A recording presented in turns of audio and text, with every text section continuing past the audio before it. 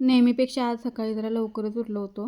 त्यानंतर मग पहिला घराची साफसफाई करून घेतली आणि मस्त केस धुतले होते आज. कारण आज अक्षय तृतीया आहे आणि हा अक्षय तृतीयाचा व्हिडिओ आहे. एडिट करून व्हिडिओ पोस्ट करायला उशीर झाला आहे. तर त्या दिवशी काही पुरणपोळीचा बेत नव्हता केला मी. तर मेन म्हणजे अक्षय तृतीयाला आंब्याचा रस करतात, म्हणजे आमरस करतात असं मला आजपर्यंत तरी माहिती आहे. तर एका बाजूला जेवणाची पण तयारी करत होतो आणि एका बाजूला देवपूजेची पण तयारी चालू होती.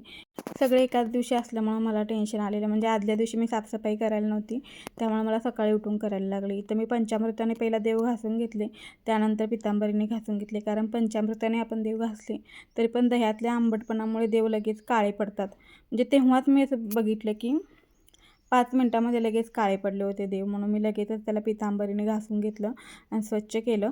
तर त्यानंतर बघा इथं नैवेद्य बनवून घेतला आणि छान असं देवाला नैवेद्य दाखवून घेतला.